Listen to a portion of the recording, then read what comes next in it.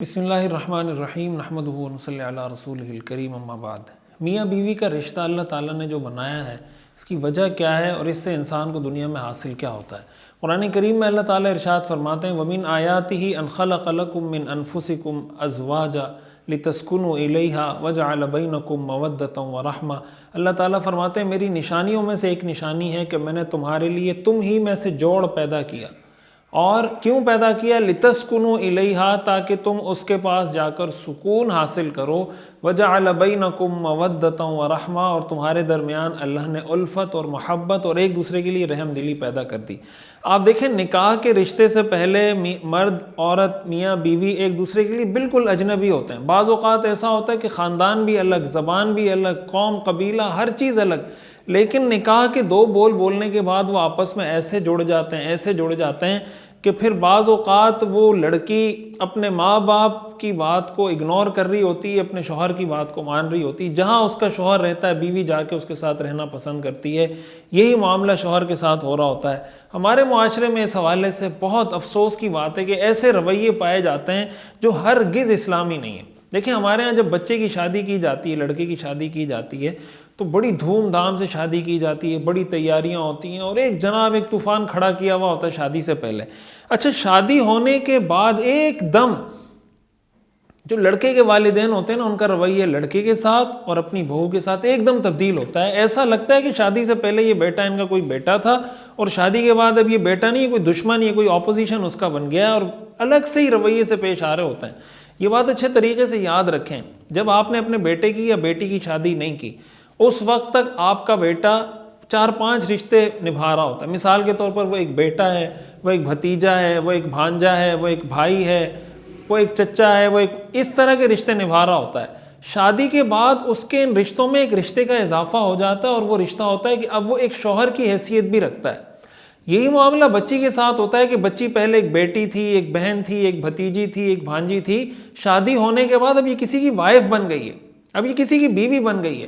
ہمارے ہاں باقی سارے رشتوں کو تسلیم کر لیا جاتا ہے، اس رشتے کو معاشرہ پریکٹیکلی ایکسیپٹ نہیں کر رہا ہوتا۔ مثال کے طور پر ایک شوہر کی ذمہ داری کیا ہے؟ ایک شوہر کی ذمہ داری ہے کہ وہ اپنی بیوی کو اس کے حقوق دے نا، اس کے جو حقوق بنتے ہیں وہ اس کو ادا کرے، اس سے محبت کا اظہار کرے۔ کیا ہمارے معاشرے میں شوہر اپنی بیوی سے اپنی والدہ کے سامنے یا اپنے والد کے سامنے محبت کا اظہار کر سکتا ہے؟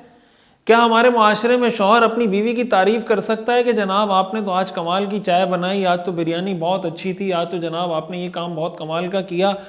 ہمارے معاشرے میں تو اگر شوہر بیوی کی 2 جملوں میں کوئی تعریف کر دے تو ایک طوفان کھڑا ہو جاتا ہے۔ کوئی کہتا ہے یہ بیوی کا غلام بن گیا، کوئی کہتا ہے رن مرید بن گیا، کوئی کہتا ہے یہ اپنے ماں باپ کو بھول گیا۔ بھائی وہ اس کی بیوی ہے، شریعت نے اس پہ ذمہ داری عائد کی ہے کہ اپنی بیوی کی تعریف کرو، اس کی حوصلہ افزائی کرو۔ حدیث میں تو یہ تک فرما دیا گیا کہ بیوی کا دل خوش کرنے کے لیے جھوٹ بولنا پڑے تو جھوٹ بول لو۔ صحیح حدیث میں اس کی اجازت دی گئی ہے۔ اس سے پتہ چلتا ہے کہ بیوی کو خوش کرنا یا بیوی کا شوہر کو خوش کرنا شریعت کی نظر میں یہ کتنا بڑا ایک کام ہے، لیکن ہمارے معاشرے کی نظر میں یا معذرت کے ساتھ والدین کی نظر میں سب سے بدترین کام یہ ہے کہ ایک شوہر اپنی بیوی کو خوش کرے یا بیوی اپنے شوہر کو خوش کرے۔ خدا کے لیے اگر ہم مسلمان ہیں تو یہ بات یاد رکھیں، نماز، روزہ، حج، زکوٰۃ، یہ ساری چیزوں کے ساتھ ساتھ اپنے ان معاملات کو، اپنی اس معاشرت کو درست کرنا ہوگا۔ یہ اسلام کا حکم ہے۔ یہی بہو جب گھر میں آتی ہے ساس کے ظلم کا شکار ہوتی ہے، یہی بہو جب خود ساس بنتی ہے اپنی بہو کے ساتھ وہ سارے ظلم کر رہی ہوتی ہے جس کا رونا ساری زندگی خود روتی رہتی ہے۔ جناب وہ عورت نماز بھی پڑھ رہی ہوگی، تہجد بھی پڑھ رہی ہوگی، صدقات کا اہتمام بھی کر رہی ہوگی، ذکر وظائف سب کچھ چل رہا ہوگا، اپنی بہو کو جناب جینے نہیں دے رہی ہوگی، کوئی سکھ کا سانس اپنی بہو کو لینے نہیں دے رہی ہوگی۔ کیوں؟ بس کسی اور کی بیٹی ہے، اور اپنی بیٹی کے بارے میں تصور ہے کہ میری بیٹی کسی کے گھر جائے تو اس کا شوہر اس کا غلام بن جائے، اس کے قدموں میں آ جائے، اس کی جناب ساس اس کے ساتھ ایسا سلوک کرے جیسے شہزادیوں کے ساتھ ہوتا ہے، جیسے اپنی بیٹی کے ساتھ۔ تو بھائی آپ اپنی بہو کے ساتھ ویسا سلوک کریں نا جیسے اپنی بیٹیوں کے ساتھ کرنا چاہیے۔ حدیث میں آتا ہے لا یؤمن احدکم حتی یحب لأخیہ ما یحب لنفسہ، تم میں سے کوئی شخص اس وقت تک مومن نہیں ہو سکتا جب تک وہ دوسرے کے لیے وہ پسند نہ کرے جو اپنے لیے پسند کر رہا ہے۔ اپنی بیٹی کے لیے آپ پسند کرتے ہیں کہ اس کی ساس جناب اس کو شہزادی بنا کر رکھے، اور اپنی بہو کو آپ نے جناب گھر میں ملازمہ بنا کے رکھا ہوا ہے، تو آپ ذرا اس حدیث کی روشنی میں غور کریں کہ آپ ایمان کے کس لیول پر ہیں۔ حدیث شریف میں جو رسول اللہ صلی اللہ علیہ وسلم نے فرمایا نا کہ میں نے جہنم کے اندر بڑی تعداد عورتوں کی دیکھی، بڑی تعداد میں نے جہنم میں عورتوں کی دیکھی، تو عورتوں کو تو اس چیز سے مزید فکر مند ہونا چاہیے کہ بھائی خدا نہ خواستہ کہیں میں ان عورتوں میں شامل نہ ہو جاؤں جن عورتوں کو اللہ تعالیٰ جہنم کے عذاب میں مبتلا کرے گا، بجائے اس کے ساس اس ظلم کرنے کو اپنا قانونی اور شرعی حق سمجھتی ہے۔ ہمارے ہاں بعض ساسیں ایسی ہیں، ان سے جب آپ پوچھیں تو وہ کہتی ہیں کہ بھائی ہم نے بھی ایسا ہی زندگی گزاری ہے، لہٰذا ہم بھی یہی کریں گے۔ اس کا مطلب آپ پہ کسی نے ظلم کیا، آپ کو کسی نے تھپڑ مارا، آپ دوسرے بندے کو تھپڑ مارو، دوسرا بندہ آپ سے پوچھے بھائی آپ نے مجھے کیوں تھپڑ مارا ہے، آپ کہیں کہ مجھے اس نے تھپڑ مارا تھا تو میرا بس تم پہ چل رہا تھا تو میں نے تمہیں تھپڑ مار دیا۔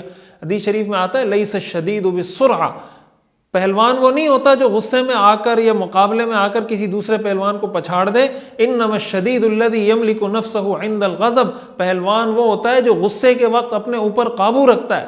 اور ہمارے ہاں نوجوانوں کو بھی اس بات کا خیال ہونا چاہیے، اگر آپ کے ماں باپ آپ کو بیوی کے حقوق ادا کرنے سے روک رہے ہیں تو ماں باپ کی یہ بات ماننا آپ کے لیے جائز نہیں ہے۔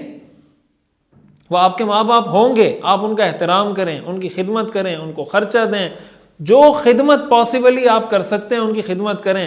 لیکن اگر کسی کی ماں کہتی تم اپنی بیوی کو طلاق دے دو، یہ تو میرے ساتھ زبان چلاتی ہے، یہ تو کپڑے اچھے نہیں دھوتی، یہ تو جناب اس کو بریانی پکانا نہیں آتی، یہ بات یاد رکھیں، ماں باپ کے کہنے پر بیوی کو طلاق دینا جائز نہیں ہے۔ آپ ماں کو کہیں، اماں کو کہیں اماں آپ میرے لیے رسپیکٹیبل ہیں، آپ میرے لیے قابل احترام ہیں، آپ میری ماں ہیں، آپ کے قدموں میں میری جنت ہے، لیکن آپ کی یہ بات میں ماننے کے لیے تیار نہیں ہوں۔ بیوی کے حقوق آپ کو ادا کرنے ہوں گے۔ یہی معاملہ لڑکی کا ہے کہ اگر لڑکی کے والدین اس کو اپنے شوہر کے خلاف ورغلا رہے ہیں، حدیث شریف میں آتا ہے رسول اللہ صلی اللہ علیہ وسلم نے ارشاد فرمایا لیس منا من خبب امرأة علی زوجہا، ہم میں سے نہیں ہے وہ شخص جو کسی عورت کو اس کے شوہر کے خلاف اکسائے۔ کوئی اگر کسی بیوی کو یہ کہہ رہا ہے، چاہے وہ اس کی ماں ہی کیوں نہ ہو، وہ اس کا باپ ہی کیوں نہ ہو، اس کے والد ہی کیوں نہ ہو، وہ اگر اپنی بیٹی کو یہ کہہ رہا ہے یا کہہ رہی ہے کہ تمہارا شوہر تو ایسا ہے، تمہارا شوہر تو ویسا ہے، تمہارا شوہر تو جناب فلاں فضول آدمی ہے، یہ ہے وہ ہے، اور وہ کسی طرح اپنے عمل سے یا اپنے رویے سے اپنی بیٹی کو اس بات پر لا رہے ہیں کہ ان کے اور اس کے شوہر کے درمیان کوئی پھڈا ہو جائے، کوئی لڑائی ہو جائے، کوئی طلاق ہو جائے، حضور نے فرمایا ایسا آدمی یا ایسی عورت میری امت سے اس کا کوئی تعلق نہیں، چاہے وہ اس لڑکی کی والدہ ہی کیوں نہ ہو، چاہے وہ اس لڑکی کے والد ہی کیوں نہ ہو، بھائی ہی کیوں نہ ہو۔ تو لڑکی کو بھی یہ دیکھنا چاہیے جب لڑکی کی شادی ہو جاتی ہے، شوہر کا حق اس پر اس کے والدین سے زیادہ ہوتا ہے۔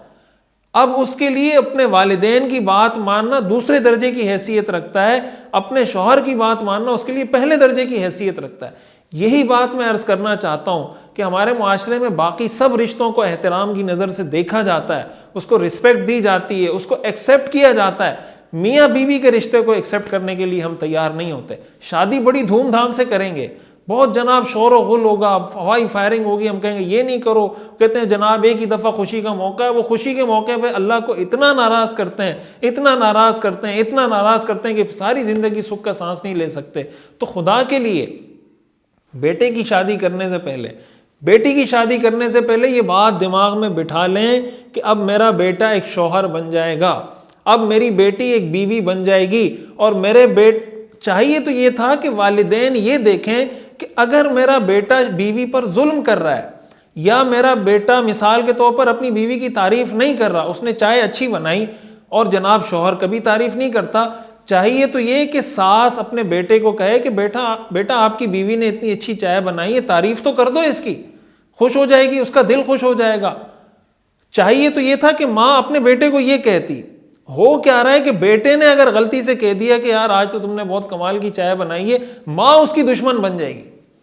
تو بھائی یہ ماں کا یہ رول تھا، ساس کا یہ رول تھا۔ ساس تو کہتی ہے میں ماں کے درجے میں ہوں، جب ماں کے درجے میں ماں اپنی بیٹی کے ساتھ یہ کرتی ہے جو ہماری بہو کے ساتھ معاشرے میں ہو رہا ہے، تو یہ جو ایکسیپٹنس حاصل نہیں ہو رہی نا ہمارے معاشرے میں، اور یہی کچھ پھر بچے سیکھ رہے ہوتے ہیں.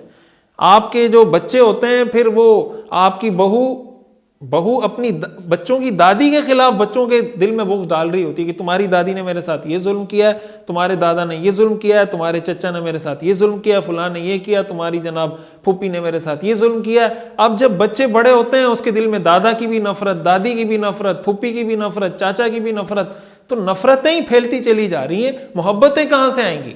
والدین اگر اس میں رول ادا کریں نا, جو ساس اور سسر ہے ان کا رول بہت زیادہ اہم ہے. محبت ہمیشہ دو طرفہ ہوتی ہے. فرد کے ساتھ محبت کا آغاز کسی کو کرنا ہوتا ہے. دو لوگوں میں جب محبت ہوتی ہے اس میں کسی ایک کو پہلے آغاز کرنا ہوتا ہے محبت کا, تب دو لوگوں میں محبت قائم ہوتی ہے. اور اس محبت کا آغاز بڑے نے کرنا ہوتا ہے. بڑا پہلے چھوٹے کو محبت دیتا ہے تو ریئیکشن میں چھوٹا بھی بڑے سے محبت کرنے لگتا ہے. اگر بڑا ہی چھوٹے سے دشمنی کر رہا ہے, اس کو ستا رہا ہے, اس کو تکلیف دے رہا ہے, اس کی تکلیف پہ اس کو خوشی محسوس ہو رہی ہے, قیامت تو آ سکتی ہے وہ چھوٹا کبھی اس بڑے سے محبت نہیں کر سکتا. یہ جو ہمارے معاشرے میں گھٹن ہے, اس کا ایک حل یہ بھی ہے کہ ایسے موقع پر اگر لڑکا سمجھتا ہے کہ یار اس گھر میں تو جینے کا کوئی جناب کوئی زندگی میں گزار نہیں سکتا, جہنم بنا دی ہے زندگی, کبھی جناب وہ اماں کو خوش کرے تو کبھی میری بہن کو خوش کرے تو کبھی دیور جناب ناراض ہو رہا ہے تو کبھی فلاں ناراض ہو رہا ہے. بھائی آپ گھر اللہ کا نام لے کے الگ کریں, الگ رہیں, ماں باپ کے قریب گھر لے لیں, ان کی خدمت کریں, سب کچھ کریں, اگر ان کو خدمت کی ضرورت ہے سب ان کی خدمت کریں, لیکن اپنا گھر الگ کر لیں تو آپ کی یہ ساری ٹینشنیں ختم ہو جائیں گی. اگر آپ نے ان کو راضی کرنے کے لیے بیوی کے حقوق غصب کر لیے, بیوی کے وہ حقوق جو آپ پر لازم تھے, جو آپ پر واجب تھے, وہ آپ نے ادا نہیں کیے, قیامت کے دن یہ ماں باپ آپ کو اللہ کے عذاب سے نہیں بچا سکیں گے.